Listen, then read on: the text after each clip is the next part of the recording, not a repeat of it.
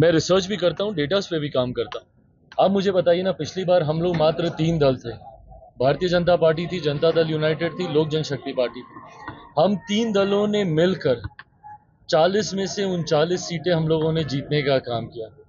आज की तारीख में 2 ऐसे दल जो तब हम लोग के साथ नहीं थे, वो भी अब हम लोग को मजबूती देने का काम कर रहे हैं, जिसमें आदरणीय जीतन राम मांझी जी हैं, जिनकी लोकसभा पे मैं यहाँ पे खड़ा हूँ, जिनके लिए मैं प्रचार करने यहाँ पर आया हूँ। आदरणीय जीतन राम मांझी जी हैं, राष्ट्रीय लोक मोर्चा के राष्ट्रीय अध्यक्ष उपेंद्र कुशवाहा जी हैं। तो ऐसे में 19 से ज्यादा हमारी ताकत बढ़ी है ना। आप समीकरण भी देखें, in terms of vote percentage भी आप देखें, तो 19 में जहां पर थे उससे ज्यादा हम लोग की ताकत 2024 में बढ़ी है। ये मेरे विश्वास को बढ़ाता है कि पिछली बार जो एक सीट की चूक हम लोगों से हो गई थी, किशनगंज की जो एक सीट हम लोग की रह गई थी, इस बार वो भी जीतेंगे और 40 की 40 सीटों का एक महत्वपूर्ण योगदान देश भर की 400 प्लस सीटों में रहेगा, जो हमारे प्रधानमंत्री जी को तीसरी बार प्रधानमंत्री बनाएगा। प्रधानमंत्री मोदी की बात नहीं करते, वो मौका मिला लेकिन बिहार के लिए कुछ नहीं किया। आज प्रधानमंत्री जी की वजह से ही देश ही नहीं दुनिया में अगर भारत का मान सम्मान, भारतीयों का रुतबा अगर बढ़ा है तो ये प्रधानमंत्री जी की देन है। आज प्रधानमंत्री जी की वजह से ही महिलाओं का सम्मान सुरक्षित हुआ है। शौचालय बनाकर उनके स्वास्थ्य की चिंता की गई है, उज्ज्वला योजना देकर। जितने भी बुजुर्ग हैं उनको आर्थिक कठिनाई ना हो स्वास्थ्य लाभ लेने में, आयुष्मान योजना के माध्यम से उनका भी ध्यान रखा गया है।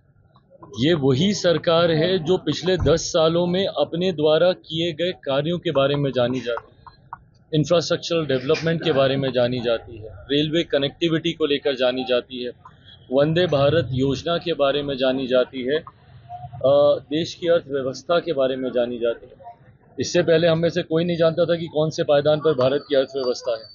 पिछले 10 सालों में 5वें और अगले 5 साल में तीसरे नंबर पर लेके जाने का जो लक्ष्य है, ये वो बुनियादी विकास हमारे देश, हमारे प्रदेश में हुआ है जिसकी अनदेखी लंबे समय से की गई थी। आज हमारी सरकार जहां विकास के लिए जानी जाती है, वहीं इसके पहले की भी सरकारें देख लें। यूपीए की सरकार थी 2004 से, अगर हम लोग बहुत पहले नहीं भी जाएं, यूपीए की सरकार को ही अगर हम लोग देखें तो 2004 से थी। किसके लिए जानी जाती थी? 2G के लिए, कोलगेट के लिए, तमाम तरीके के घोटालों के लिए। आज इस सरकार में कम से कम घोटाला नहीं है, इस सरकार में कम से कम कहीं दंगे नहीं हुए। ये भी अपने में एक बहुत बड़ी उपलब्धि है। और जो लोग ये सारी बातें करते हैं, लोकतंत्र की हत्या, भ्रष्टाचार, फलाना ढिमकाना, ये वही लोग हैं जिन्होंने समय समय पर रहकर देश को, बिहार को पिछड़ा बनाए रखने में महत्वपूर्ण योगदान दिया। ये वही लोग हैं जिन्होंने देश में आपातकाल लगाने का भी काम किया।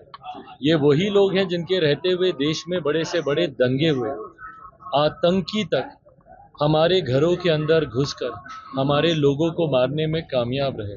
तो ऐसे में एक ऐसा प्रधानमंत्री जो सीमाओं को भी सुरक्षित रखता है, देशवासियों को भी सुरक्षित रखता है, उनके खिलाफ कहने के लिए आपके पास कुछ नहीं होता, तब आप ये सारी बातें करते हैं। जनता का मूड क्या है? आप घूम रहे हैं आज गया